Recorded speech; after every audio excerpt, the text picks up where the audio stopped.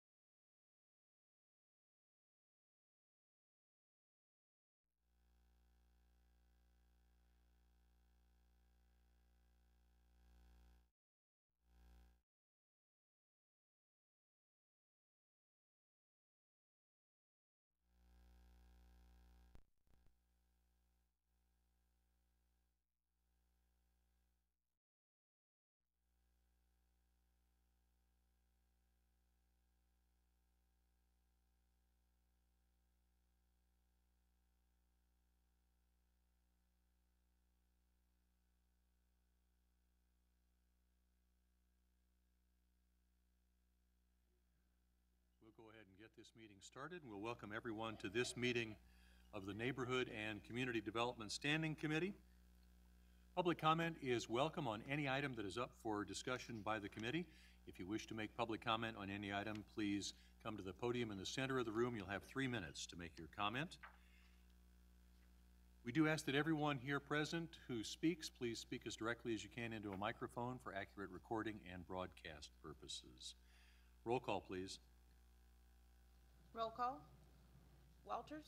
Here. Murguia? Here. Townsend? Burrows? Here. McKiernan? Here. There are no revisions to the agenda as originally published, so our next item is approval of our standing committee minutes from our April 30th, 2018 meeting. Approval. Second. There's a motion and a second to approve those minutes as submitted. All in favor say aye. Aye. All opposed, same sign. Those minutes are approved as submitted. That takes us to our committee agenda. The only item on our, the first item on our committee agenda tonight is land bank business, and so I'll turn it over to Mr. Slaughter. Good evening, thank you. We'll just get started. We have quite a few items tonight.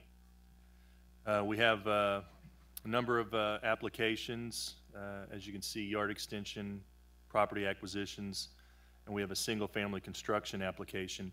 I will say in your packet there was applications for 529 and 525 Central. We're going to pull those and probably bring those back hopefully next month. Just some other things we need to iron out before we bring them to you fully. So yeah, so we figured we need to get a little bit more details ironed out, but we will probably be bringing that back soon. As usual, all applicants are current on their taxes, have no code violations. So we have a yard extension for 740 Simpson Avenue, and the applicant is here at 736 Simpson. 1047 Ella, and this is the land bank property in 1049, or I'm sorry, this is 1047. That house has been demoed, so it is just a vacant lot. 710 South 8th Street, and the applicant's property is 718 South 8th Street. 804 North 20th, the applicant's at 800 North 20th. 131 South 14th, and the applicant is right here at 129 South 14th. 4335 Parallel Parkway, and the applicant is here at 4356 Victory Drive. 340 Franklin Avenue, which is this property right here. The applicant is at 1926 Springfield. 2420 Quindaro, which is right here. The applicant is at 3011 North 21st. We have a yard extension, which is this one, 1935, and a property acquisition. There's actually three, so 1935, 37, and 39. These two are going to be property acquisition applicants here at 1933 North 14th Street. We have a yard extension here at 1931, 1927 is the property acquisition, and 1935 is the applicant. Property acquisition, the applicant is here at 1925 North 9th, and this little sliver here is the 1855R North 9th. And then we have a single family construction right here at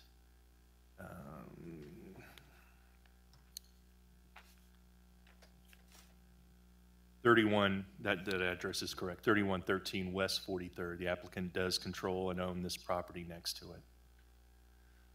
So the Board of Land Bank Advisory Board did review all the applications and approved them, and our ask is to move them forward to the Board of Trustees for final approval. Any discussion on any of the items? Any questions for Mr. Slaughter?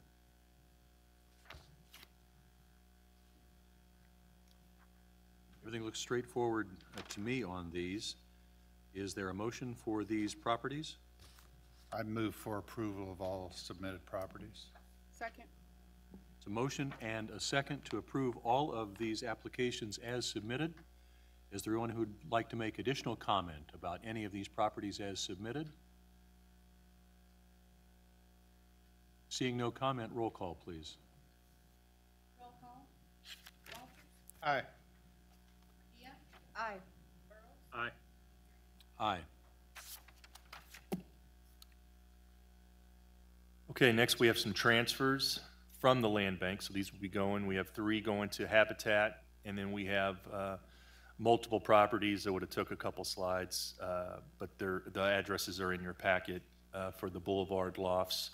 This is the Litech development over in Douglas Sumner. That will be the name they're going to go by, Boulevard Lofts. So we have 2714 and 2718 Webster for Habitat. And then we have 2736 Cleveland. And then again, the Boulevard Lofts project is basically Washington Boulevard to the south, Oakland to the north, and we have 8th and 9th Street.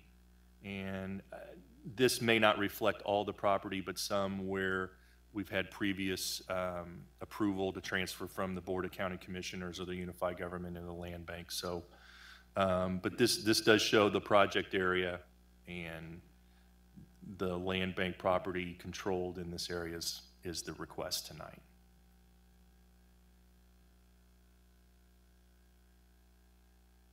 And this project was just funded in the most recent cycle, right? So this project is set to move forward with funding? I believe, yes. I just don't know if it's officially been awarded by the state, but the developer has been told that it will be funded, yes.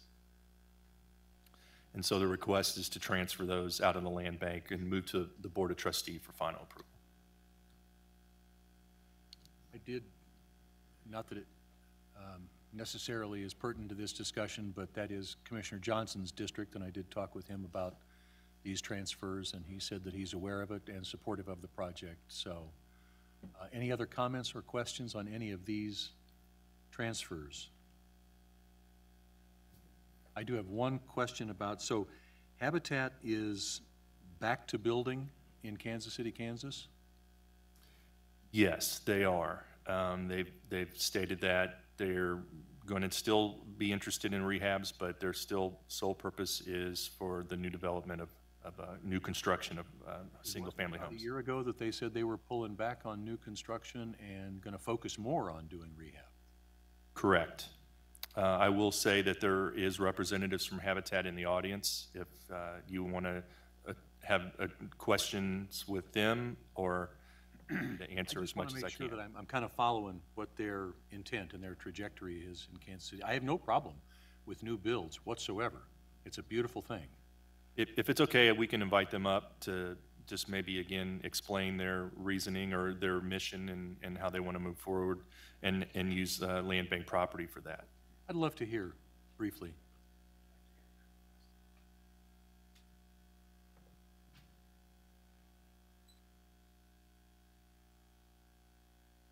Now, when you get to that podium there, if the little light at the bottom of that microphone is red, then just punch the button on the bottom of the microphone stand and it turns green. There you go. Good evening. My name is Pat Turner. I'm the CEO of Habitat for Humanity. Hi, I'm Lindsay Hicks, Vice President of Development. Thank you for giving us this opportunity this evening. And just to answer your question, we have always been building new construction, but about 7 years ago, Habitat for Humanity sort of evolved to where we're doing more of a holistic neighborhood revitalization. So our model now encompasses new construction, but we're also focusing on some of the rehab construction, and it was really to address many of the vacant and abandoned homes in our communities. And we are also doing home preservation projects and weatherization. So we've just kind of evolved more to that holistic neighborhood approach, but we've always had new construction on the radar. So. Okay, I guess I had misunderstood that there was going to be a change in direction for the organization. But so these lots that you've gotten transferred now, that'll be for new construction. Correct. And you're also looking in the lots and the neighborhood around those new construction. That's correct. For additional projects that will enhance the neighborhood. Correct. Commissioner? Thank you. What is your build timeline? General, for these projects, Yes. or For the three? do you want to answer that development? So these projects are slated to start in, July of 2018. July of 2019 for these three projects. So it's a year from now. It would be a year from now. Thank you. You're welcome. And I will tell you too, we do have funding secured for these projects, should we need it outside of additional funding support from you all. Fantastic. Thank you so much. Really appreciate it.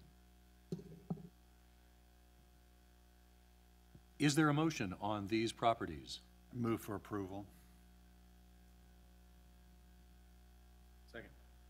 There's a motion and a second. Is there any further discussion of these applications for transfer from the land bank? Hearing no further discussion, roll call, please. Roll call. Walters? Aye. Mergia? Aye. Burrows? Aye. McKernan? Aye. And those have all been approved as submitted. Mr. Slaughter? Okay, next we have three donations, 117 and 119 Quindaro Boulevard and 207 Quindaro Boulevard. These are the two properties right here, the donation request. Combined, the two appraised value was about $180. Properties are current on their taxes. The requester has just stated that they can no longer afford to take care of the properties. And then we have 207 Quindaro Boulevard, which is this house right here. This is a house. We have inspected the property. It's currently appraised at about $3,500. Taxes are current. We will recommend that if we do receive this property that we demo it. And again, the requester who lives in Georgia just states that she can no longer take care of the property. So again, the ask would be is approval of these to forward to the board for trustees for final approval. So about 2 months ago, we had approved kind of a new checklist of requirements for donations, and these all meet our new checklist of requirements? Yes, one of the conditions was that the property owner does not have the resources to properly care for the property. So especially with the house, that's what we're going under. And again, with the first two, as you can see, just in that block alone, we do have a pretty good presence there in land bank vacant lots. So we have accumulated quite a few along the kind of First and Second Street corridor there. As you know, to the east is the Fairfax district. So, you know, I think a larger footprint there could be possible for some maybe upcoming projects or development. Any comments or discussion on these three donations? Move for approval. There's a motion and a second to approve these donations as submitted. Any further comment? Hearing none, roll call, please. Roll call. Walters. Aye. Aye. Aye. Kiernan. Aye.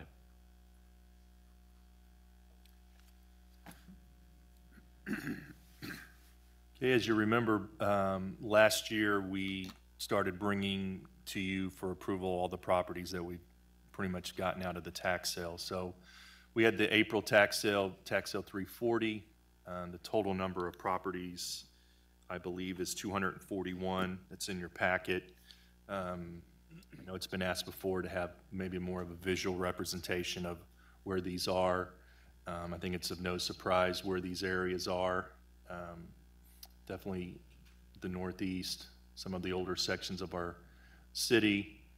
I will say, as you may have probably decided or deciphered, out of that 241, 226 are going to be vacant lots. We will get 14 houses out of that. We've already received 5 of those. We've had open houses. We did get 1 offer on 1. 3 of them we're recommending for demo, and then 1 we're currently working. Excuse me. There's a person inhabiting it, so we're currently working to try to get her moved to another location before we take action on that property. The other 9 houses we expect to get hopefully next week. There's a court proceeding on Monday to finalize that transfer, and then we'll get those, do our inspections, make determinations of whether they're going to be demoed or rehabbed, and then we'll just do our normal rehab process. So that is the request, or I guess just to let you guys know that those are coming, or they're here. They're here. And now our rehab update. We are now sitting at 53 contractors.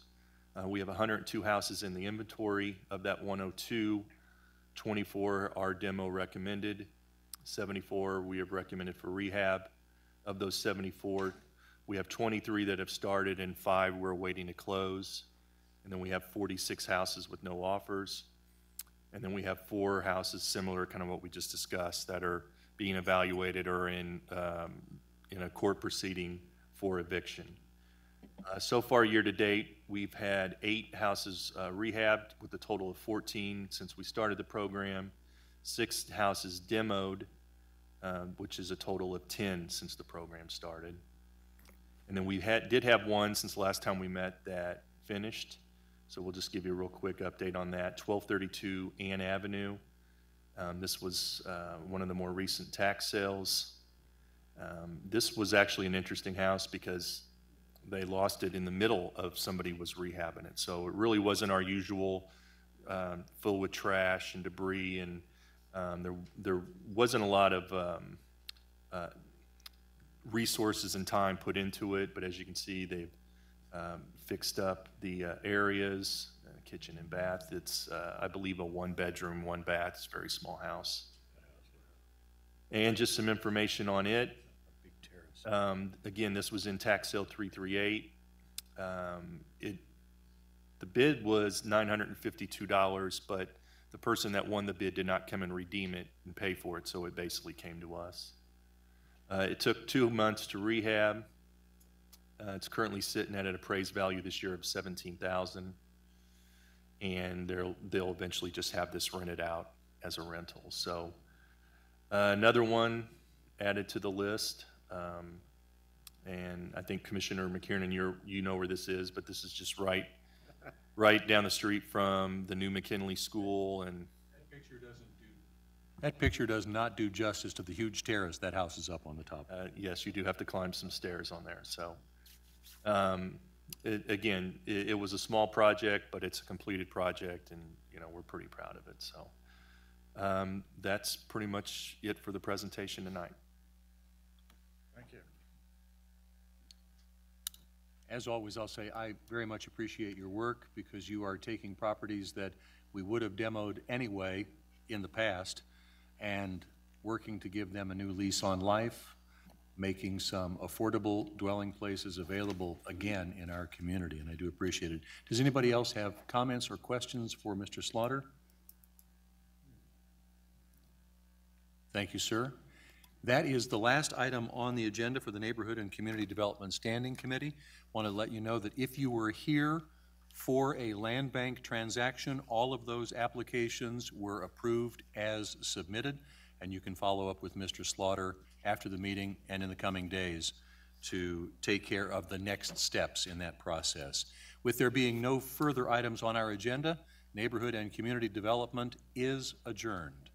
We will ask BPU Board Member Bryant to come on up to the table, and we'll reconvene as Economic Development and Finance in just a minute. And I definitely am.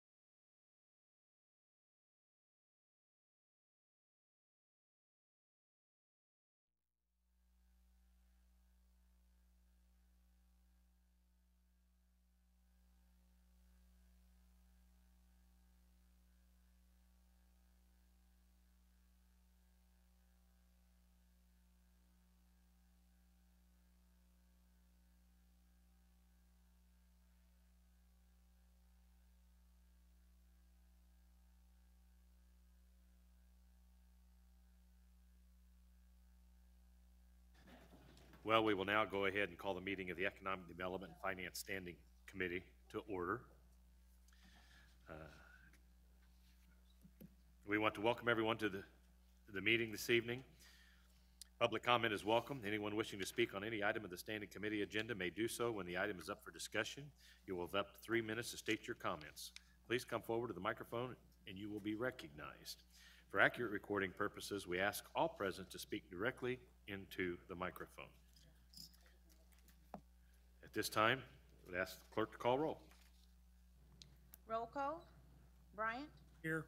Walters? Murguia? Here. Townsend? McKiernan? Here. Burrows? Here.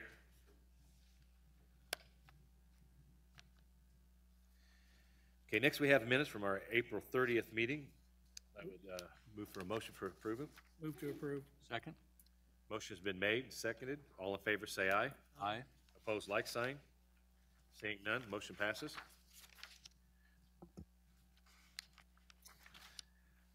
Okay.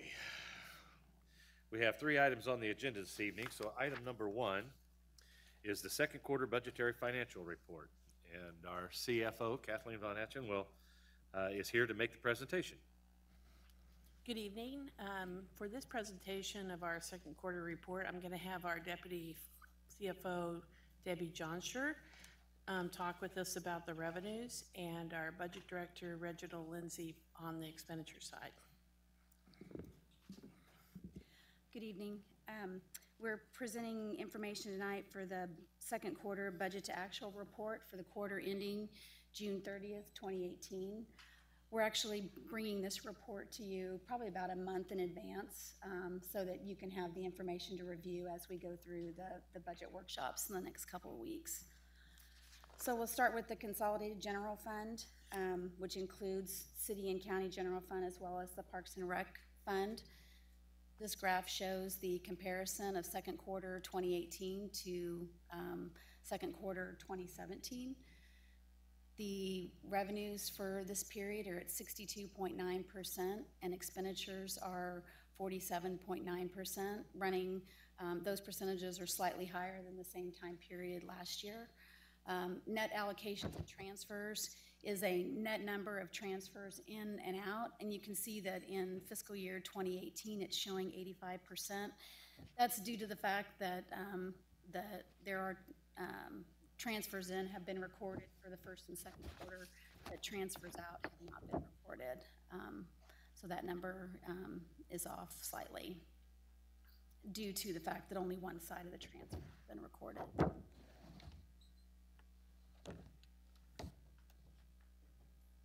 The next graph shows the revenues for the City General Fund.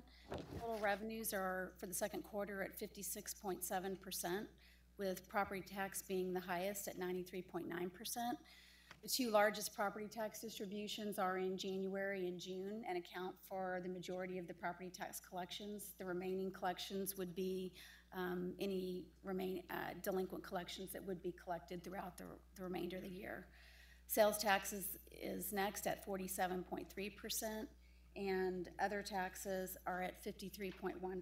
Other taxes would include the casino tax revenues, motor vehicle franchise fees, the pilot. Then we've also got charges for service at 47.4%. The majority of that would be the revenues from the trash contract. The graph at the bottom just shows the same information in a bar graph comparing the current year with the prior year. Next is the County General Fund revenues. Total revenues for the second quarter at 77.5%. Once again, property tax is the highest at 94.3%, sales tax at 48%, and other taxes at 56%.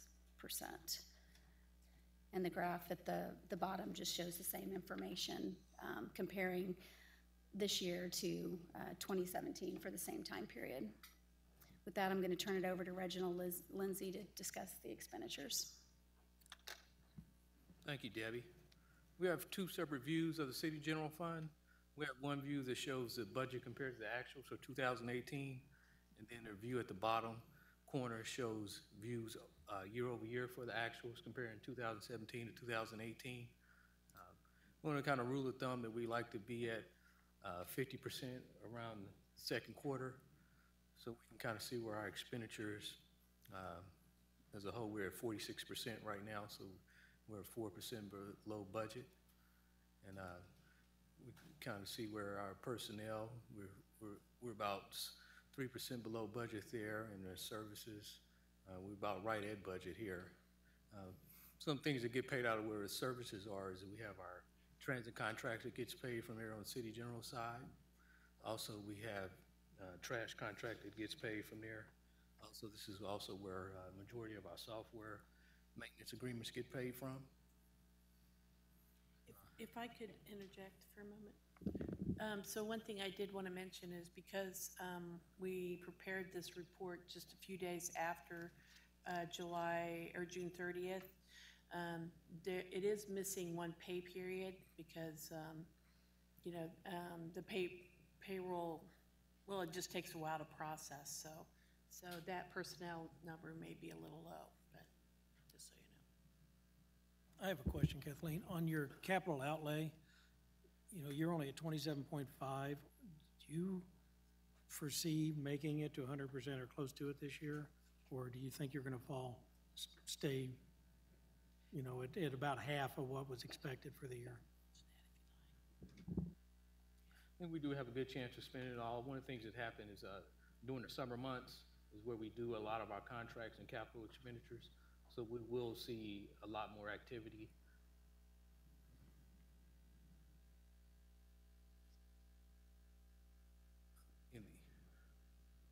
And also kind of comparing the 2017 second quarter to the 2018 third quarter, we can kind of see we're $2.7 million over what we spent last year. And the main thing is personnel. Benefits were a little bit more, and then we also have cost increases as far as for personnel. So that was our big increase. And then we also have grants and claims, which Kathleen just talked about. We've done half our grants and claims here. And I think last year at this point in time, we may not have done all our grants and claims. On the county general side, we're kind of trending like right at the 50%. We're at 50.1%, and we see personnel is 52%. Some of the things being paid here are overtime. Sheriff's Department, their overtime is a little bit over on the county side, so that does have an impact along with other benefits there and a cost increase for personnel. In the services, we have where we pay for jail costs here for medical costs for inmates and also inmate housing. And then in supplies, we pay for inmate food from there. But inmate food is running about 32%. So, and then down here, lower corner, county general fund, we can see the expenditures compared to last year. In total, we're $582,000 over what we spent last year, and about $1 million of that is attributed to personnel. And we see in some areas we're below.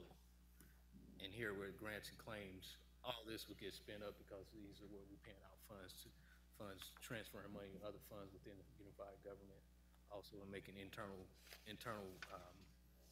some internal funds to pay for some costs like workers' comps and things like that. This right here, this shows we're looking at the city and the county general fund, and one of the things that we see here is the other 9 tax levy funds that are paid with their revenues and their expenditures. On the left-hand side, we have the revenues, and on the right-hand side, we have the expenditures. So we've already covered the city general fund and county general fund, but we can see we have the city bond and interest fund here, and also consolidated parks in the general fund, and then the aging fund and the elections fund. And we can see in most of our funds, we're over the 50% rule of thumb, and where we've collected 63% of most of the revenue. And we can see over on the expenditure side, the spend of budget that we've have spent is 43%. So we're under the 50% rule here. And this is a view of other funds. These include special revenue funds and also enterprise funds, and then also the county library. And doing the same thing here, where on the left-hand side, we can see we have what the revenues are coming in for these funds, and then on the right-hand side of the orange, we can see where we have the expenditures that are going out. And both rule of thumbs on the revenue side, we are definitely over the 50%, which is good, and being under the 50% on the expenditure side is where we're at, and that's always good. Any questions about? Yeah, I have a question about the county personnel, you know, being over about $1 million. Is that due to being shorthanded, or is it an expected temporary surge in the needs? So it's and it's over $1 million compared to last year, which is this $1 million right here. But we are over about 2% where we should be this year, and it is being shorthanded in the sheriff's department. So paying overtime instead of straight pay? Yes.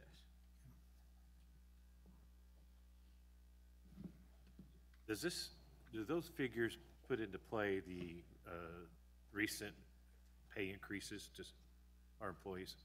Yes. So that's reflective in that number also? Yes. Okay. Thank you.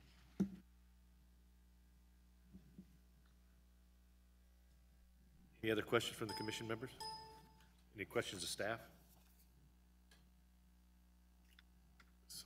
Seeing none.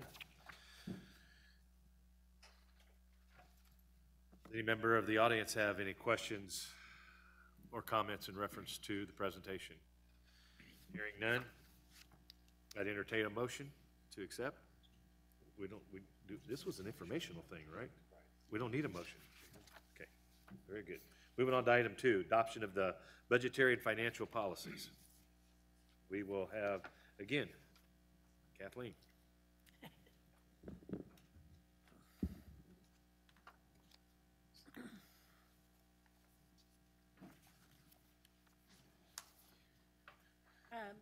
All right, so thank you very much. Tonight we're gonna, this is kind of maybe the third or fourth round on this policy area, and I want to especially thank all of the commissioners for all the time and attention you've given to this project of ours. I think it's gonna add great value to our financial management, and so we really appreciate the time and energy you've given to it.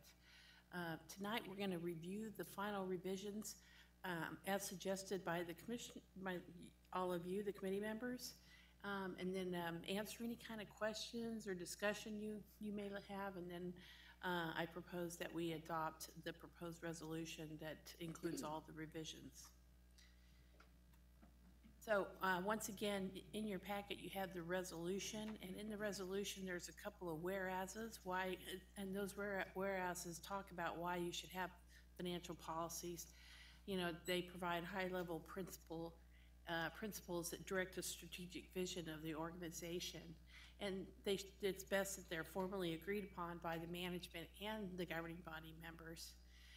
It also provides a construct for cost or risk avoidance as we enter into evaluating critical public policy. It provides a discipline for us to go about having those conversations and then implementing new programs.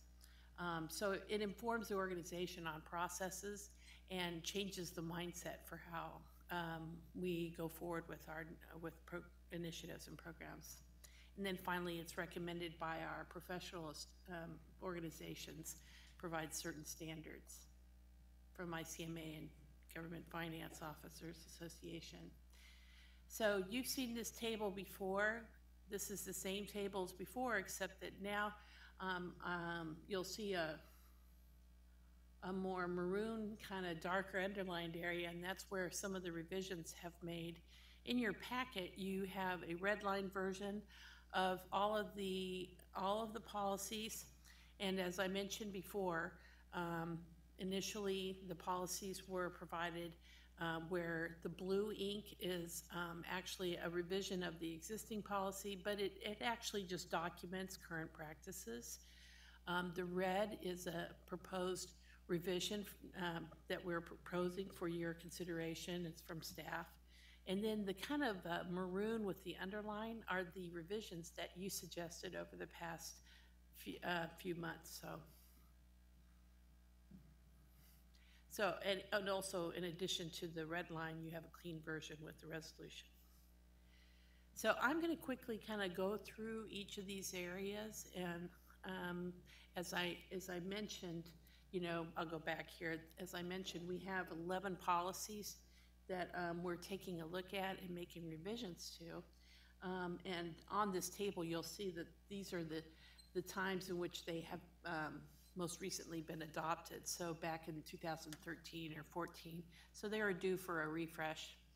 And so as I go through, we're going to talk about each one at a time. So this is a new policy. It's actually just provides a kind of a summary of all of the financial policies so that they're all consolidated into one kind of summary. It has a brief statement of the goals and some revisions that the staff proposed. This is a proposal from staff, and some of the revisions proposed by you all included that So some of the revisions provided in here are, in the first item, I included transfers in and out in order to provide some more consistency with the wording in the other documents related to the structural balance. So, you know, we talk about how a budget is balanced if revenues plus any kind of appropriated fund balance equals expenditures. And I meant to put in there transfers in and out because we also need to factor those in as well. The budget process, there was a conversation, and I've added the changes here to change will to may with regard to the priority given to mid-year budget changes relative to the priority to existing programs. Previously, it had mentioned that the existing programs took a higher priority over new programs. And here, this is just providing some more flexibility in the language by saying may. Item 6 talked about capital projects budgeted for both one-time and ongoing costs. And what we added here is that the related costs associated with a capital project be clarified to include staffing and maintenance costs, not just the item 7, there was a kind of a clarification of the wording. It really didn't change any of the intent, but just to be more specific with regard to the policy and how it's talking about the different types of funds. So, because we're not just proposing a fund balance reserve policy for the general fund, but also for special revenue funds and for the enterprise fund. So because this is a summary policy, I wanted to make that statement kind of more just broad. So, and then there's just some general kind of cleanup items in or edits in items 8, 12, 13, 15, and 18. So if you page 3, you can see. So how about I stop after each one, and if I can answer any questions, I'm happy to. Any questions? Seeing none. Kathleen, proceed. Okay. The next one is the operating and budget policy. So, you know, a lot of these are just clarifications. The first one is we clarified that salaries and benefit costs are included in reference to personnel costs. On page 7, I wanted to specify that in that sentence that we're referring to operating reserves that must be maintained as opposed to the emergency reserve, which is discretionary. Just wanted to provide that clarification. There was a little bit of a rewording on page 8, and I added the word reductions, which is basically the means by which we can rebalance the budget should reserves be dipped into, or if there's a mid-year correction that needs to take place. And then page 9, there is the section discussing possible options for once the reserves have been met, how should excess resources be spent or utilized. And in that section, and you're going to see that throughout a number of the policies, we've added that that tax or fee reductions is a potential item that where you can use operating carryover or surpluses beyond the operating reserve levels. And so we're going to talk about that there's quite a few of those edits. Yeah, so those are the edits I made for that one. The operating and capital budget policy. Any questions? I just have one comment that I want to make, and I should have said this on the first one, but it really is quite obvious to me here. Yeah. It said that the blue type is documenting current practice. And I just want to say how much I appreciate the work that you put into documenting and outlining what we are actually doing, but making it explicit in these policies. I think that's a great job. My pleasure. I hope you'll find it useful. Other questions, comments? Kathleen, move on. I do have a. Oh, I'm sorry. And Commissioner McGee. I'm sorry. First of all, I want to say that I really appreciate all the extra effort and all the extra meetings that you held. I know I attended a couple of them with Commissioner Walters and Commissioner Burrows, who did a really thorough review of our policies with you. I apologize for bringing this up, but I'm not sure what area to bring it up under. There was one particular policy, and since I was unable to attend the last meeting, I wasn't able to tell you about it, and I'm not sure where it falls under. Maybe County Administrator Bott can help us. We currently have a policy that our administrator can spend up to a certain dollar amount to resolve claims or handle situations that don't necessarily need to come in front of the commission. What's that dollar amount again? Yeah. 50,000. Okay, up to 50,000.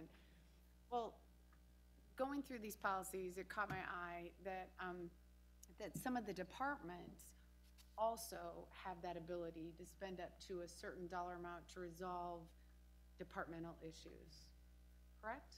For example, Public Works, without going through a procurement process and without bidding a job out, has the ability, I believe it was since 1978 is how outdated the policy was, to spend up to a certain dollar amount without having to go through sort of that cumbersome governmental process. Are you familiar with that? Familiar with it, though the threshold is you do have to bid. Once we go over, there's different levels of bidding. There's the informal bid process that I think is at $1,000 that they have to go through and do informal bidding. And then they have to conduct a formal bid on projects for anything 20,000 and above. So those are the thresholds that they have to go through.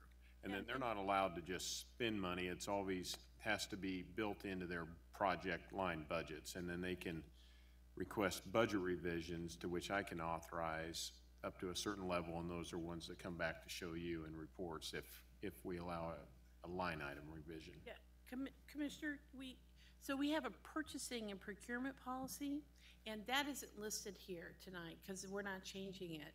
Mm-hmm. But as part of the budget document, you get that every year. It's published in the budget document. Mm-hmm. And that policy hasn't been updated since 2007, but I know the purchasing department is reviewing that, but he's exactly right. Those thresholds are all in place. Is that the question you had, or just? Yeah, I think it's in line with that. I guess this is my frustration, and maybe it's bigger than this, and I don't want to consume a lot of time because I know there are commissioners here that have done a lot of detailed work, and but this is my concern. I see for very small projects, when you look at Public Works and the kind of jobs that they do, we're talking typically hundreds of thousands of dollars. And occasionally, I just know this from my district and from working with them over the last 11 years, that there are projects that fall in that $50,000 to $100,000 area, potentially even up to a couple $100,000, that to undergo the procurement process for that seems excessive. Mm-hmm. And seems to consume an enormous amount of staff time. So when I think what I was able to dig up, I'm not sure if I'm right, but I think the last time that dollar amount was set in 1978. And that seemed to maybe like a good number in 1978, but it's not 1978 anymore. And so I would kind of like to see us take a look at that, in particular with Public Works, because that seems to have the most impact on our commissioners and our commission districts. And I can't remember the project now that came up that really highlighted this particular policy that we have, but when we get to that point, and I don't want to consume any more time on it, but when we get to that point, I would like to look at Public Works cap on what they have to do that involves procurement. Okay, we'll gladly do that. I think Public Works would really like to discuss having that threshold changed probably from where it is, because the level of work involved to go to a formal bid for a smaller project does involve a lot of administrative time as they move through it. We do have on-call bidders that sometimes can speed it up a little bit, but it does take a lot Now, we won't be, Kathleen will not be going through that tonight. That, as she said, that's part of our procurement policy. But I certainly can sit down with Sharon Reed, because we've had some discussions about that, as Kathleen said, about working through that, and we could bring that back at another time and have a discussion about some of those thresholds. And, you know, even if it was not changed, I don't believe we've moved any since consolidation, or right after, maybe in 1998, that we came through and adopted all those policies. You know, that's when and you know, that just from a cost of living standpoint, what $50,000 or what $20,000 was 20 plus years ago is a little bit different when it comes to project bidding. Yeah, so just to put it in a point of reference for some commissioners that may not have a project or an idea in mind, what I'm referencing is I do now remember what the project was. So as you know, I recently got a grant for $200,000 to redo the Argentine Recreation Center and to do some remodeling. 100%, as you know, Administrator Bach, was funded with grant dollars, so it wasn't necessary to go through the procurement process. But I think many of the commissioners, I know Commissioner McCunin has spoken to me about the enormous positive impact that $200,000 has had on a community, spending that money on the community center has had on our community as a whole. So my understanding from our public works staff is that for that to be done internally instead of raising private dollars, and for us to be able to spend $200,000 to improve whatever community center it is in the county, we'd have to go through a long drawn-out bidding process. It just seems excessive for a $200,000 remodel. And maybe I'm the only one that thinks that, but when our guys are, and women, are out there bidding $2 million, $20 million projects, it just seems excessive to have them fill out the exact same amount of paperwork for a $200,000 project.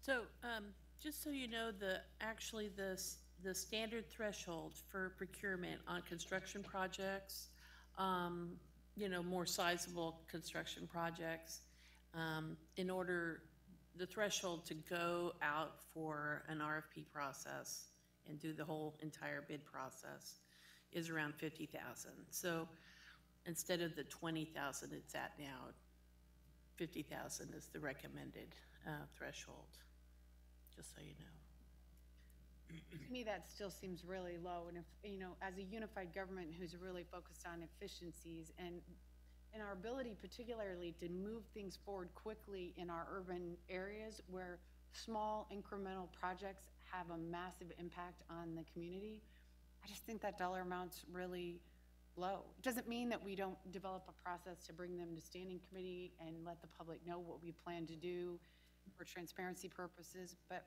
I just think it's a lot of work, a lot of time and effort over a very small amount of money in the scheme of things. We will discuss it and do some research on it and bring that back with the procurement staff. Sorry to get sidetracked, but it was my opportunity. It's good. Any other questions, comments? Seeing none, Kathleen, proceed, please. All right, so just so you know, there were no changes made to the revenue and user fee policy, so I'm going over that one, or the expenditure policy. So I don't have any proposed revisions to that one. We'll go to the capital asset and equipment investment and management policy. And in that policy, I did make a few edits. On page 20, I have included, based on your suggestion, that we add that revenue generation or some economic development advantages gained from a proposed CMIP project be included as the core principle for evaluating doing the evaluation for project selection.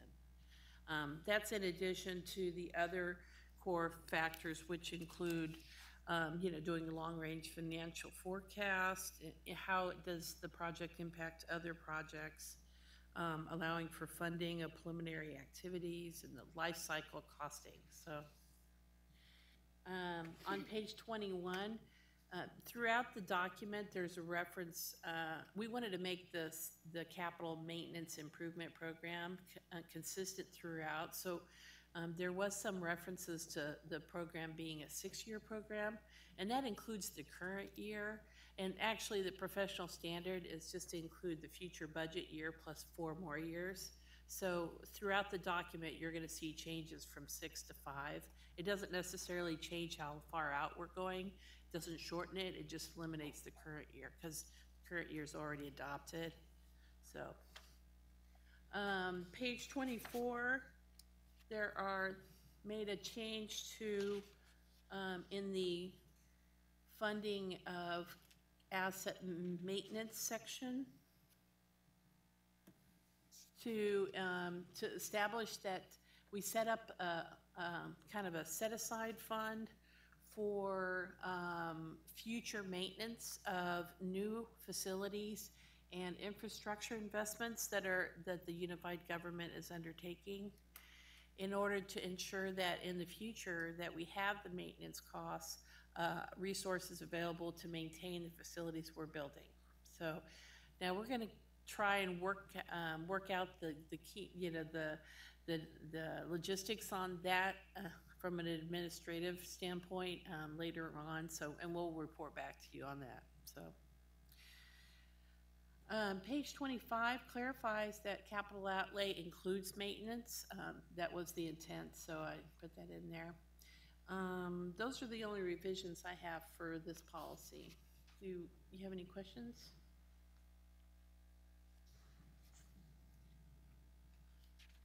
Any questions, any comments? Seeing none, Kathleen?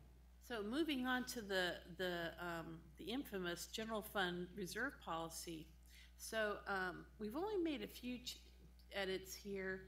I wanted to make sure that we clarified that when the policy is referring to non-reoccurring items, that it's talking about one-time items. So, and one-time or non-reoccurring items is defined in the policy, in the definitions section. I do want to make sure everyone understands that the 17% or 2-month operating reserve is something that we're hoping to achieve and to maintain, whereas the extra month, that brings us to the 3 months, which is just an extra month for emergency reserves. And that's something that we hope to, to aspire to over the future 5 years. So, and we made sure that the language is clear there.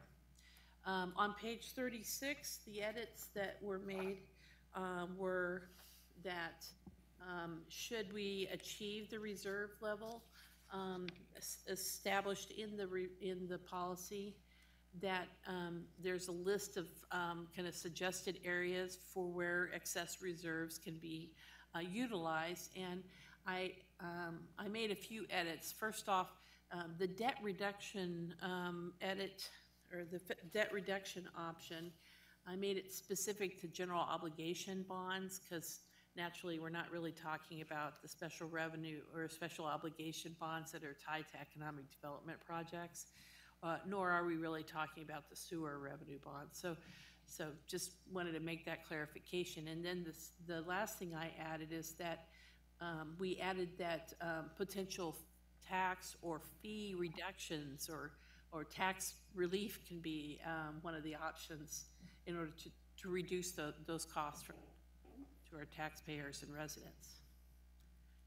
I'd ask a question on that. So I think the intent is that if we have a surplus, there are several options of what we should do with that surplus. How do you see that playing out? When will we know what that surplus is, and when will the commission get your recommendations on what we can do with that, and when will the commission decide how much they want to put into reserve or debt reduction or whatever of those options we've identified? So we typically know, we know what the reserves are, the general fund reserve level, at the time we close our books. So we're closing, so we do the CAFR in June, and then we provide an update of the financial performance of the prior fiscal year in June, right before that budget process starts. So, so that evaluation as to if once we exceed the reserve level, how potentially you know, we would go forward with utilizing some of these options that are listed here, would happen as part of that subsequent budget process. And you could enter into some policy discussions and actions for the current year or for the subsequent budget year.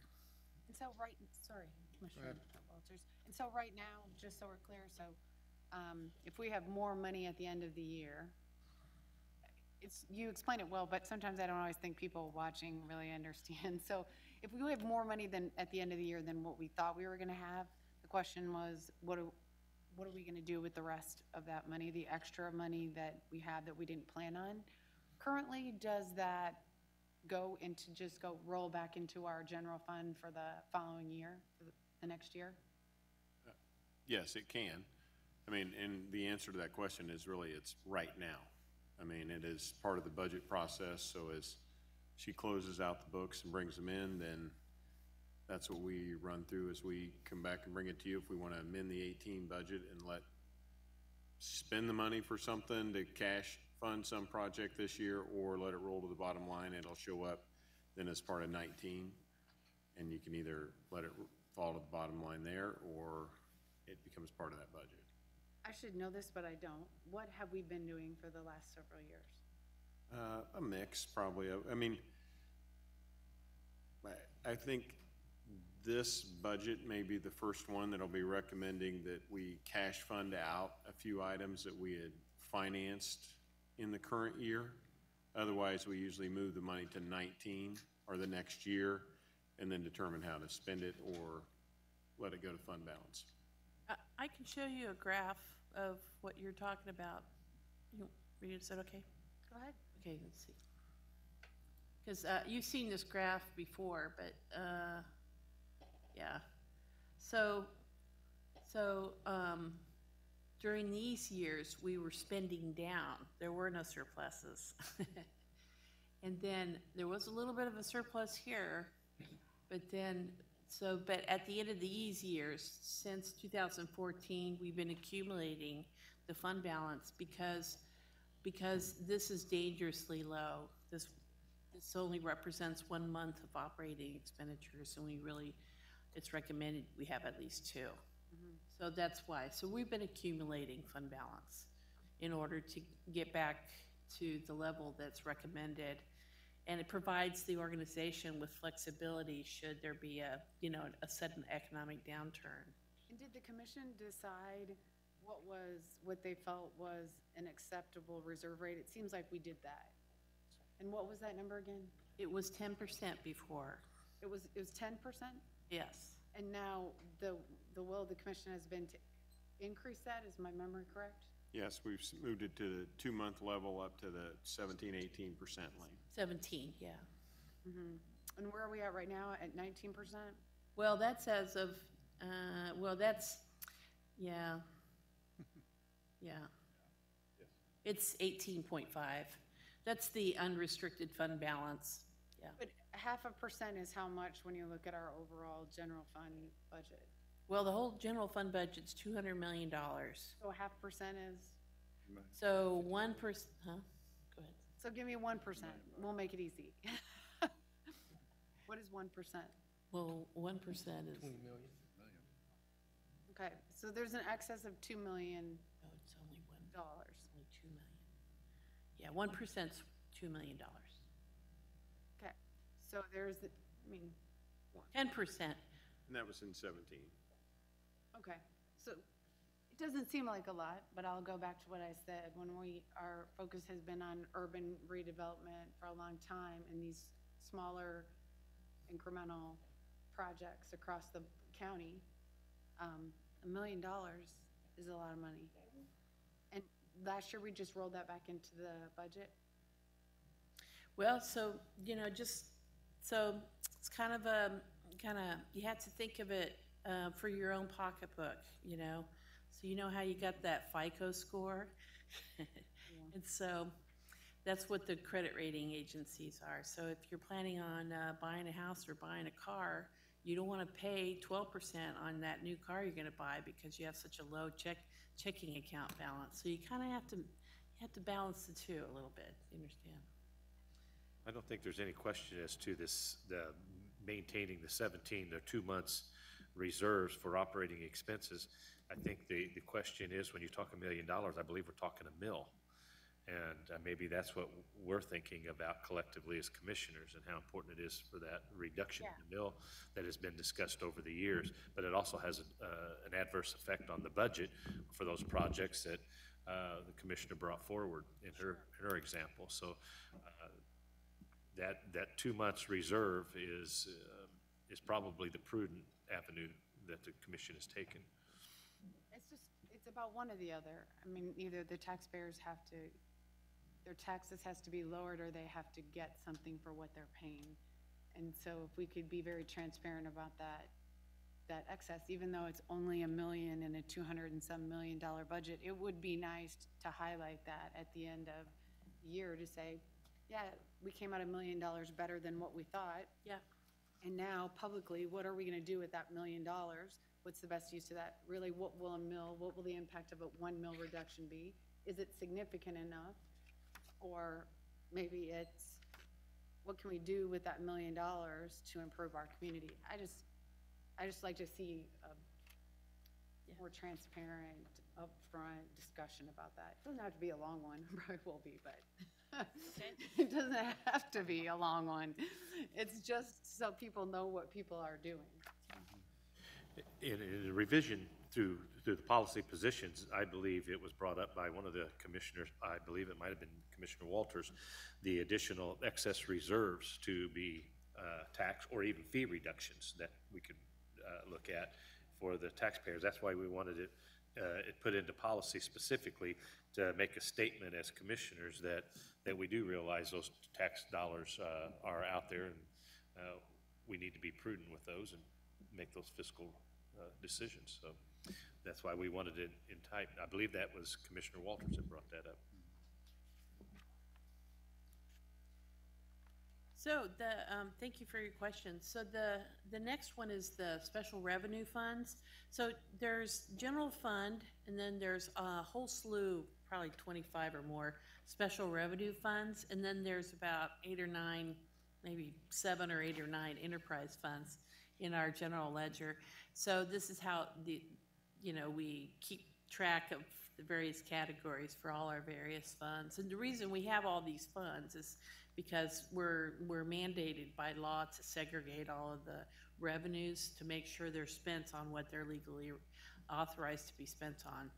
So anyway, so there's a whole slew of special revenue funds, and if you see on page 40, they're all listed there. Basically what we've done is we've just revised the existing policy. We added a few new funds that had been added since 2013, and some renaming of the funds. But for the most part, the range for the reserves have been retained as they have historically been. So there's very few edits to this policy, existing policy. And some of the clarifications or revisions that I discussed with you just now on the general fund side have been added to this fund in order for them all to be consistent. So, for example, I just clarified that we're referring, when we talk about the reserve policy, we're referring to the GFO, for the CAFR fund balance on a modified accrual, not on the cash basis. And then I've added clarification for reoccurring one items and, to be one time.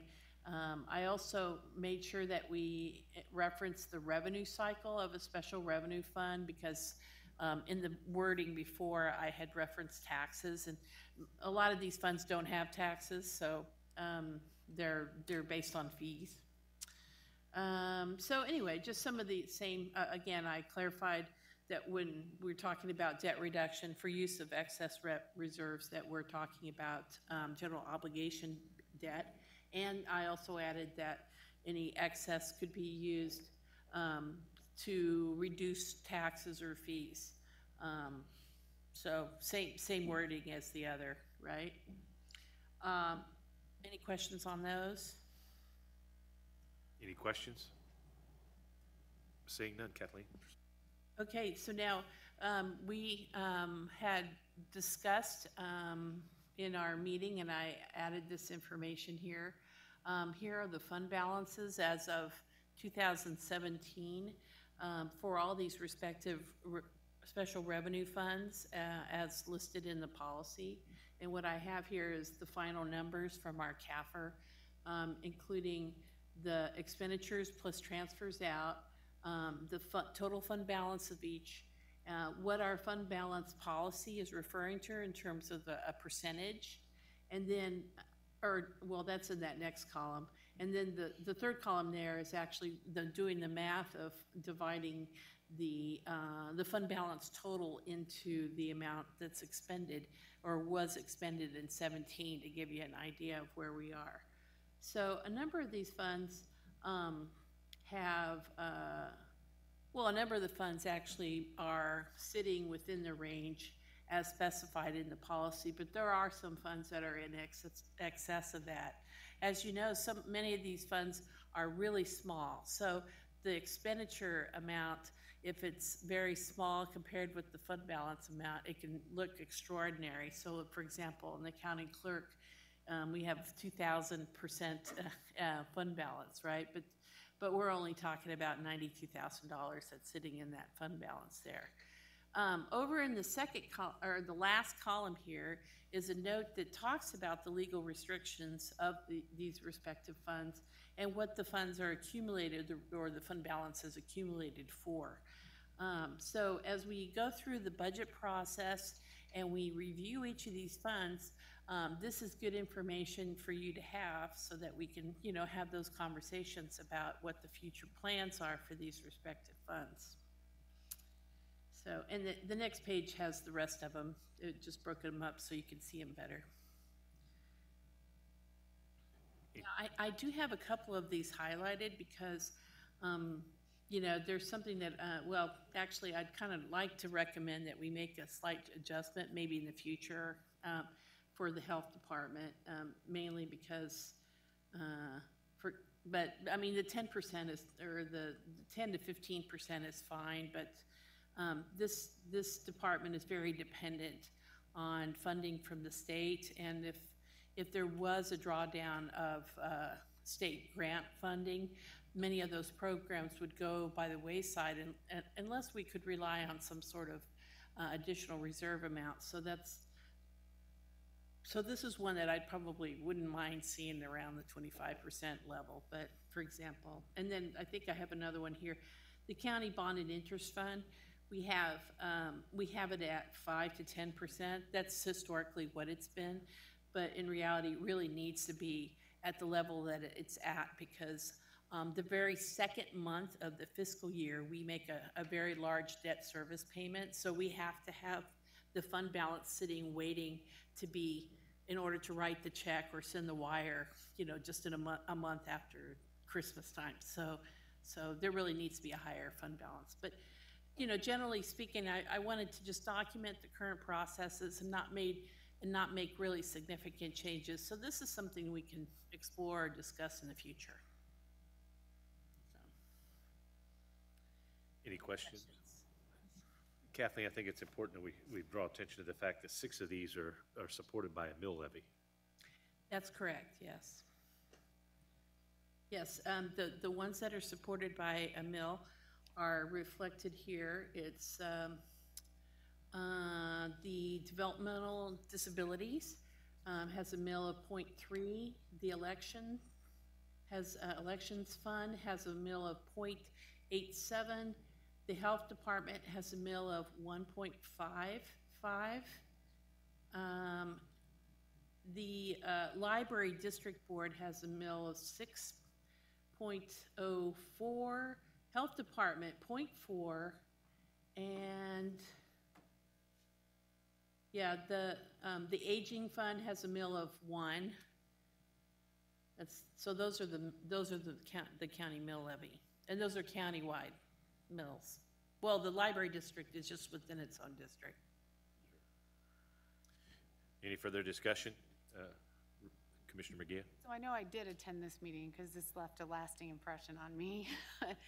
And so just so I'm right, So these dollar amounts that are listed here within these individual funds, this is money that is not being spent, correct? It's just sitting in these funds, correct? So, Well, yeah, this column right here, the fund balance. right. So what's the total of that fund balance for all of those different, what would you call those funds? What's the total funds for all of the individual funds? Well, so that's reflected, I don't have that with me, but you have to understand, yeah, because I didn't total them, so I don't have them with me here. I think I might make one clarifying point, because you look at the last one, go back on the other page, Kathleen. Like here's special dedicated sales tax. If you read the comment to the right, resources committed for prior year capital projects. So it's a little misleading to me when you look at that. That's how the CAFR recognizes our fund balance, but it's an encumbered fund balance for projects. Trust me, I was looking at it pretty hard as we were going through and developing the budgets, and I was going back to the CAFR going, I got $4 million sitting here? No, there's no money there. So that would be, if you just went through and totaled these now and didn't take out any dollars that are already restricted or accounted for obligations, then you wouldn't have a true accounting of that. If we take out all those ones that are committed for future expenditure, what is the total dollar amount that is sitting there not being spent? Well, so because these are statutorily restricted funds, they really are restricted. Except who sets the statute? Well, some of them are set by ordinance, by you all, and some are by state statute. So, but in the accounting world, actually all of this fund balance is restricted in the accounting world, right? So what you're asking is how much flexibility, to the degree to which you have, can you tap into some of these funds? And so so what I wanted to do was, as part of the budget process, have each of the representatives from our organization come and talk about their respective funds and the balances and what their plans are for the future. I think that's what was suggested by Commissioner Burrows, because it really just kind of depends. Each one is unique. And we're going to get that done before budget is over? It's part of our budget workshop. We were hoping you might want to probably bring in some of the bigger ones.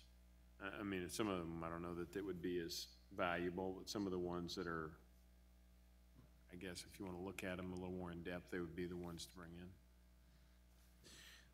in. The purpose of having them justify their funds is when you see a large amount of money sitting and we don't have information, the transparency aspect of how those dollars are going to be, if they're restricted, how are they going to be used? Are we on target to meet that mandate that we've put on those dollars? What we can do is look at the percentages that we're setting aside.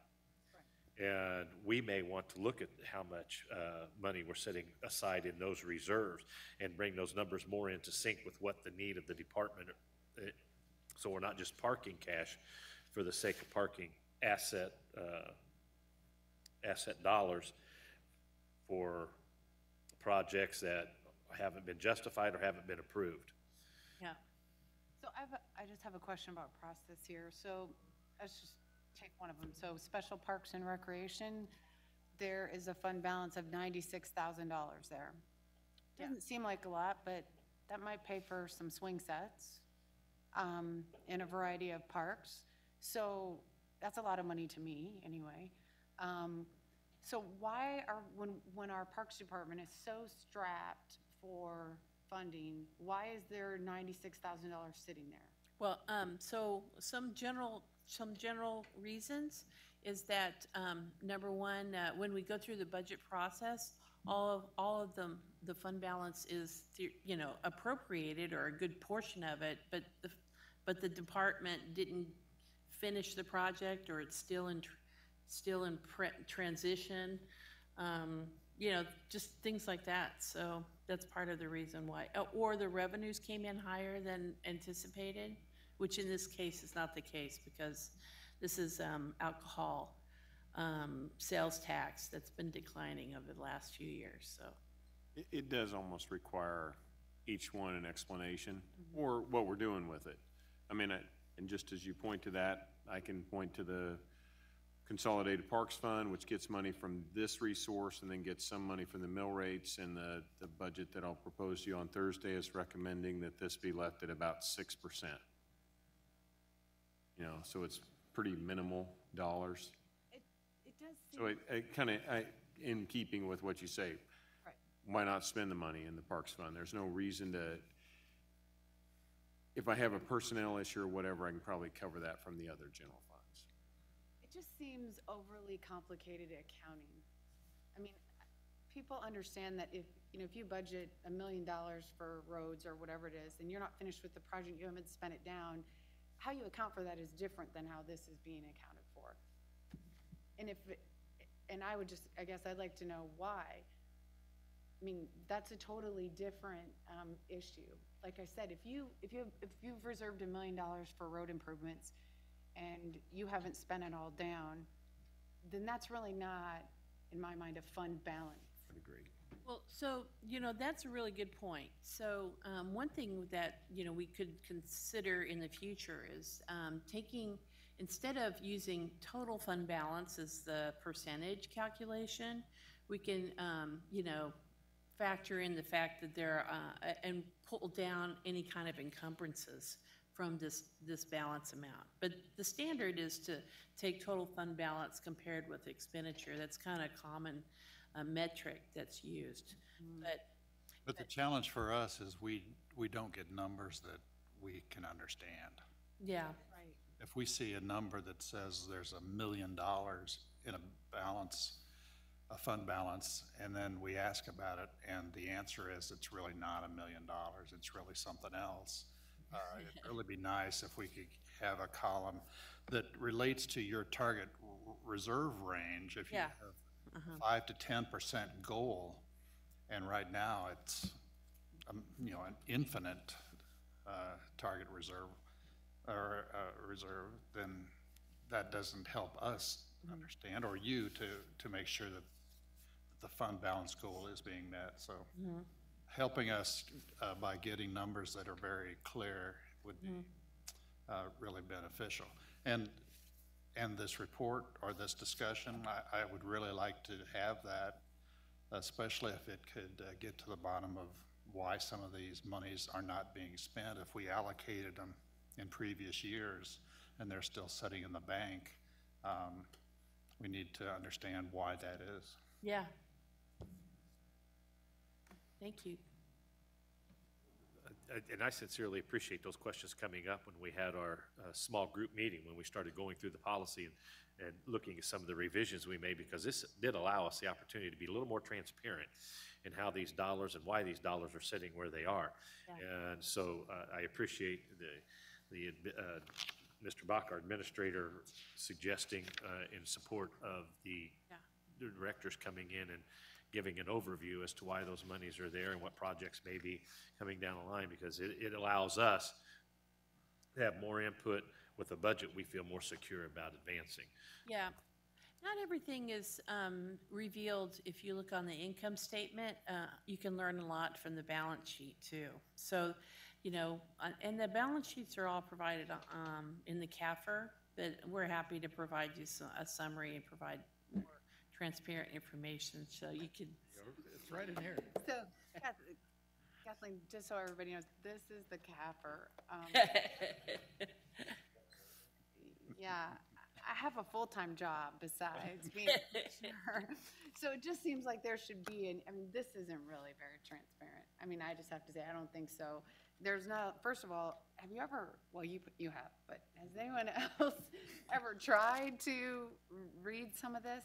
I have an MBA, and I'll tell you, I don't understand it. Okay, all right. So we have our work cut out for us. Yeah, so it just doesn't seem very, I don't know, user-friendly, taxpayer-friendly. Mr. Bryant? We are considering doing a popular CAFR maybe in the future that will be more understandable for our residents, so. So Kathleen, so, you know, the board members have the same kind of thing when we're going through our monthly budgets and everything, just it's kind of a crude, but the regurgitation of information that is, you know, way down in the weeds for us. So my suggestion to the finance team over there, and would be one here, is develop a dashboard of, you know, 10 to 12 metrics that are the key ones. Yeah. Make it so much easier for people to look at and get a quick, you know, view of the health of the UG as far as its budget-wise and stuff. And their question to me was, how do I know which ones to go with? Well, you pick 12, you put them out, the ones you think that are the most common, and if the questions come out at the end of every meeting and you're seeing that it's repeating the same subject, add that one and maybe reduce one, but it's just, like Ms. Merguia says, we all have full-time jobs also. Yeah. I'll just add one comment to you that you should just, it's part of it. It's being a consolidated entity. When I look at the differences between a city or a county, and then you have a consolidated budget that brings them all together, it's a lot of funds. So you have a very complicated job when she comes to you and starts breaking out all these different funds and revenue streams that are coming in, because, and I don't want to simplify here, but I'm guessing at the BPU you have a few, you know, not as many. 30. Well, we, yeah, well, 30 are budgeted. Actually, we have, because there's a lot of special obligation funds that are not part of the certified funds. And so administratively, I think we probably have more like 60 different. So from your oversight chair, it is a lot that we throw at you to try to break it down and then say, okay, now let's simply look at each one of these. And that's why we spend so much time on the general operating funds, because in the end, those are where the property tax dollars come from. And I know that's why, that's where your constituents are looking at, and that's where we spend. But yeah, there's just a whole lot of them to it. And then we start looking at all these other ones and how they add up. See, it's a lot to look at. Right. Here's all the funds right here. And there's the general fund. That's why we spend so much time on general fund and capital, because it's almost 75% of the budget, so. Well, especially in a very big picture perspective, when we see what we're paying in property tax, and then we still see that some basic services, basic amenities like decent curb and sidewalk, decent stormwater runoff, decent streets, those basic necessities, there's still such a high demand there.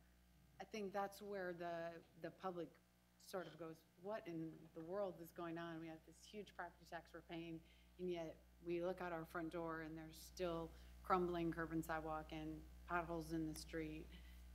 I'm not trying to be negative to anyone. I'm just saying it doesn't make sense to a lot of people, and that's what I think brings about the questions. Yeah. Kathleen?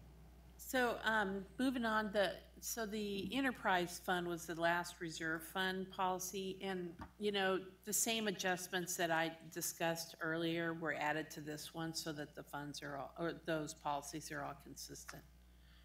Okay. And then you did ask, as a committee, you requested that I provide the same kind of summary information of the 2017 financial for the financial performance for the enterprise funds. So there are 6 enterprise funds here. And so emergency medical services is one. It's all our ambulances. And that's partially funded by a sales tax, or as well as quite a bit of charges for services. And so their total expenditures in 17 were $12 million. And because it's an enterprise fund, they use full accrual accounting. So in order to make apples to apples, what we do is we do an adjustment called working capital. working capital calculation. That takes current assets minus current liabilities and gives you a good balance, similar to a fund balance in a governmental fund. And so emergency medical, their working capital is $2 million. That doesn't include all those liabilities like pension and so forth that you have to record. So they're within range of the, you know, the 10 to 15% range that's proposed in the policy. Public levy, they seem really high, but you know, that is a debt service payment. That's pretty much a debt service fund. And so that's a reserve in order to cover debt service payments. The sewer system is a very large fund for the UG. Their operating expenditures plus transfers are $32 million a year. It's an enterprise fund. They're 100% funded by charges for services to our ratepayers. And their working capital is 15%, $15 million. We're proposing that this fund stay at the 40 to 50% range for a number of reasons, which we discussed during our presentation. But this is the professional standard for an enterprise public utility. The T-Bones, that's an enterprise fund. The working capital is zeroed out here. We do have a $2 million, well, it's around 1.8 or 9 or 6, I'm not sure, $1 million reserve, but that's reserved in our bond documents. It says it's reserved for capital maintenance of the facility. So I'm not showing that. I'm not reflecting that $1.6 million or so here. Stormwater utility, another public utility, and it's got a fund balance of $3 million, or a working capital balance of $3 million. And then Sunflower Hills, the Sunflower Golf Course, you know, it's not doing so good. But so over time, it's going to be able to meet.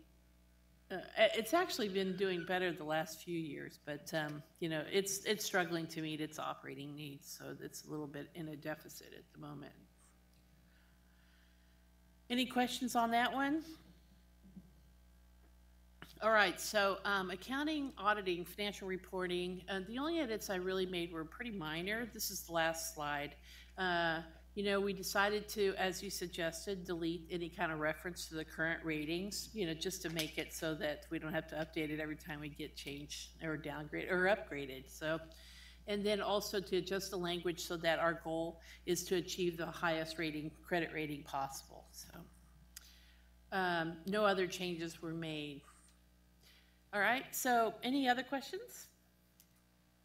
Any questions? Any questions from the audience? Seeing none, Kathleen, I just want to thank you and staff for your patience with the committee, and I want to thank the committee members for their time and their commitment, input on going through the policy review. As I stated when I first was first chair here to come aboard that evening, I made the comment we need to take this in bites, and we were able to take some time and walk through it. I think a few of us read all 60 pages of policy revisions. Wanted to make sure that we're here to help, and our commitment is to ensure that whatever we do, that we're partners in this process. And our review of the policies has provided us the opportunity to assist in budgeting process, but also to bring some transparency and some understanding of how this budget process works. And that expedites things on down the road. So you've been very patient, very kind, and I look forward to our continued review of the budget financial policies during our budget process. So I just want to acknowledge that your commitment and your patience with the committee, and I want to thank the committee for their tireless effort in reviewing this, and I think we will be better for it come budget time for our work we put in ahead of time. With that, we do need to take action on this to approve it. So if having seen no comments from the general public, we'll call roll. I'd entertain a motion first to adopt. Second. Motion been made to accepted to adopt the policy revisions. Roll call. Roll call. Bryant? Aye. Walters? Aye. Murguia? Aye. McKiernan? Aye. Burrows? Aye. Thank you for your work. Appreciate it, committee. Thank you for your patience. Okay. The next item on the agenda this evening is update on the downtown grocery development. We have the good fortune of having our city administrator walking us through that tonight. So, Mr. Bach, the committee's yours. Thank you, Commissioner. Economic Development staff are off on other matters tonight, so they have handed it off to the second team to come in and see if I can run through this for them and not mess up too much on where we're at. They've been doing an excellent job and continuing to work forward with the downtown grocery store. So tonight's intent is to come through and run through some general points that we have in play, some exciting information with that as well. And then we are positioned to be coming back in the near future with the actual development agreement. So the overview, we're looking at the preferred location for the downtown grocery store, update on the proposed operator of who will be doing it, the status of that agreement, the framework, and project timing as we look forward. So looking back on this, the focus shifted for the alternate downtown locations back in February when we brought this for the commission, and we were told that the direction we were going, the amount of money we were spending in the Healthy Campus project seemed to be getting out of line, and we wanted to focus just on the grocery project and how to get that done first. So we decoupled it from the YMCA project. We started vetting many different sites as to what could come into play. Economic Development met with a few different potential grocers. At that point, that did stir additional interest, but didn't mean everybody just jumped up. It kind of brought people to the table and we had some conversations. And then one location and preferred operator has emerged. That site that we've developed for the downtown grocery that we think is the best site is there at 5th and Minnesota. It's there in the corner of what is commonly referred to as the Reardon Center parking lot. It sets out, the grocery can fit right on this corner well. There's a few different design elements that we're looking at as how it can face across the street onto 5th Street, but then have the parking come out to the western side. So we think this will be a good location. And then very important to that, this is a location that the private sector community said, hey, this works for us, versus telling them, here's a site we want you to go there. They looked at this and think this is something that works quite well for them. The proposed operator for the downtown grocery is the Merck. They have been working with us for some time. We've been going through this. They're a cooperative agreement. They want to come in and place their shop where they can come in, people can gather, eat, learn by offering real food and sustainable products that are in what they have. One of the things they were looking at as they went through this, and if you've been in one of the Mercks, they target their store toward the clientele that they have around in their community. This is a different kind of clientele than they have like in their store in Lawrence. So they have a different programming model that they would bring in here, and how, the price point's different. You don't look at it to say, oh, it's just all the organic products. They'll still do a lot of the things they do, but they will focus more on what our community needs are. And then also they have great opportunities to work with some of our locals in this area because they are a cooperative. There's a lot of information on this slide, but this is the overview of what we're talking about. And some of that I just talked about, but the size of the grocery store is 12 to 14,000 square feet, be a full service grocery store. They will operate it under a management agreement. The project size, or the financial investment in this, is proposed to be $6 million. As I noted, they've been interested in this project. Maybe the beginning's a little early because we've been working on this for several years, but I can date back over a year that we've been having good discussion with them, and they were looking at the Healthy Campus site, but we couldn't quite figure out how to get that all to work in there. They have experience in operating a high-quality, full-service grocery. They're a co-op, build local relationships. They're committed to being responsive with those local relationships and looking at what the community wants to have in there. They buy local and partner local, which is important. If you look at the presentation we had just last time about the individual that's come here and did the research on our local communities and felt like he even called out cooperatives as being something that can be more advantageous for our local farming community in building that.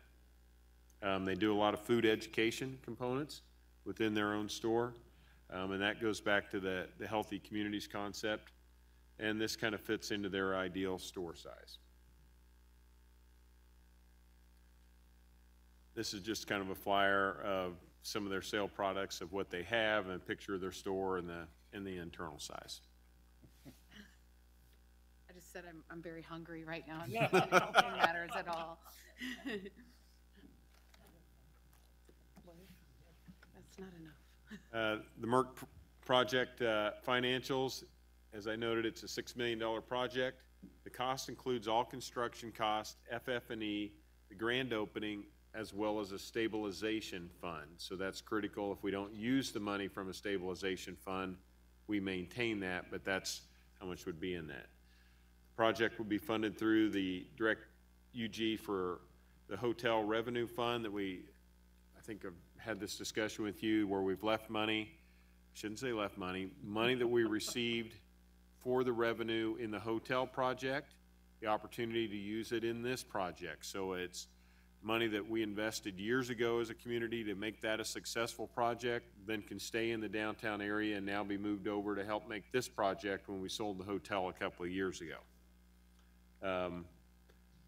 Sales tax and property tax TIF opportunities, which would be our standard type financing when we want to put in the incentives in to make that. So those two would be the hotel revenue, that's the one source, and then the other is using the TIF financing to make the project work.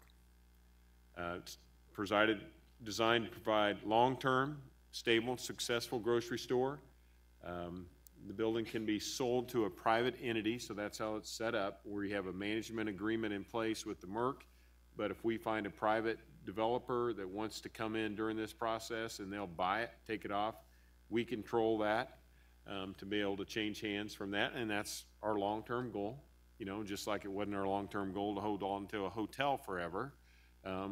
Once it became sustainable and viable, we were able to sell it, move out of it, and then let the private sector move. And as you saw, now they've turned it and sold it again. So that hotel is thriving well, and I think we can set this similar model here. We use that with the theater model as well. When we built the what was originally the Phoenix Theaters, and now's the AMC 14. So it's not a model we're unfamiliar with. And if the budget allows, we could add up to additional square footage to the store to do some additional things that could be in there. Project status. We have an agreement to terms with them. The management agreement is between the Merck and the unified government.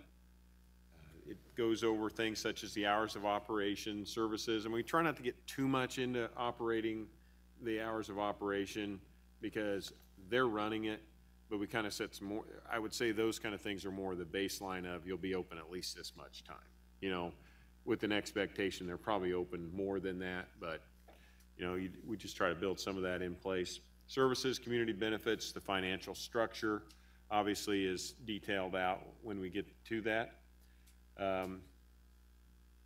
Vetted locations, and as assembled we're assembling all the cost projections that'll be part of this. And we have an architect team and engineers ready to begin their work, and those are kind of some key factors to get done as we're getting ready to bring in the development agreement. So the options and opportunity, the grocery projects allows for the unified government to proceed with our design and construction. That's where we're moving to. It'll include more than retail for the project area. What we're looking at is there the opportunity to do some residential with this? So we do have some developers that have started to look at the site around on the 500 block, but also in varying areas around this. So it's, as this project works and moves forward, I think it's continuing to stimulate additional interest, or there's just additional interest stimulating in the area.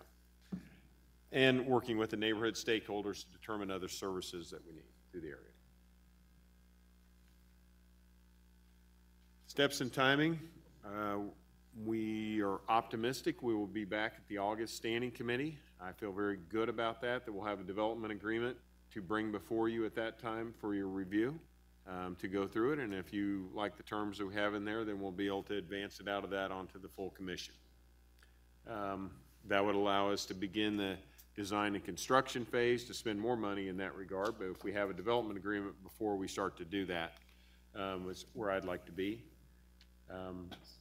And that puts us in reaching the final cost estimates once we've gone through and we can bid the project out.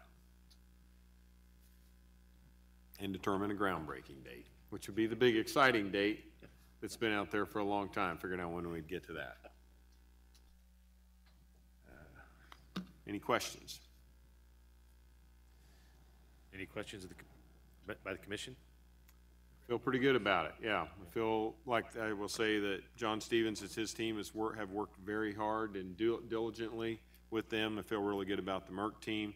They're announcing some things out with their board, and that's another reason coming out where we are from a public perspective, that as they're a co-op like they are, they send out their newsletters and such to their board, and they're going through it and seeing it all from their perspective in more detail right now as well. Will there be a complementary facade on the grocery store that will also complement the former EPA building? Will they be in uniform with one another, or will they contrast one another? You're asking me an architectural detail design that I cannot answer, sir. I'm hopeful that what they come up with something that looks like it fits in the area, though there's a lot of differences in what's all around that area right now. New development, new partners, I just like to see a complementary development along our major corridor for downtown investment. I'm excited. I'm familiar with the Merck and how it operates. I think they'll be a great partner. Yeah, I do too. I'm really excited about the way their team has come in, really done a lot of due diligence in looking through our community, spent the time kind of going over, figuring out how they can sell their product here and how they'd work here. And they vested a lot of interest. Is there any member of the public who would wish to have any comments or speak in reference to this issue? Which of you would please come to the microphone, state your name and city of residency for the record, please. Use the microphone, please. It's turn it on. It's green. I talk loud. I'm Shirley Carter Eichard. I live at 804 South 89th Street, Kansas City, Kansas. And I'm concerned about this project. I've only lived here since '98, but there has been a grocery store promise since 1998, and none of them have come to fruition. I am familiar with the Merck store in Lawrence because I shop in Lawrence most of the time, at the Checkers grocery store in Lawrence, at 23rd and Louisiana, which is a very, very nice store. And I resent the fact that in this proposal that you're going to have food for the area. Anybody that lives in this area eats all kinds of food. We don't have to have food that's going to sell in this area. I was also told last year that the unified government would not be putting in no dollars to bring a grocery store here. That's why the one was stopped on 10th in Minnesota, because they weren't going to do that. And I don't understand why this hasn't been sent out when they were having all of the meetings that you said that they have had to people that do not live in this area to come to the meetings, because people with cars shop everywhere. You know, if it's good, people will come. But I resent that you just decided to have these meetings with people that lived in the Northeast area. I don't understand that, because I go to all meetings. And the people that I was at a meeting with once said that they were going to have a co-op here, but I never heard another word about it, because I don't happen to like co-ops. I think we need to have grocery stores, not just pick and choose in that kind of grocery store. And I'm wondering, where did we come up with the money to put in $6 million to do something, or to get a property worth $6 million, or however you worked it out, where that came from to do this project? Because this is my tax dollars too.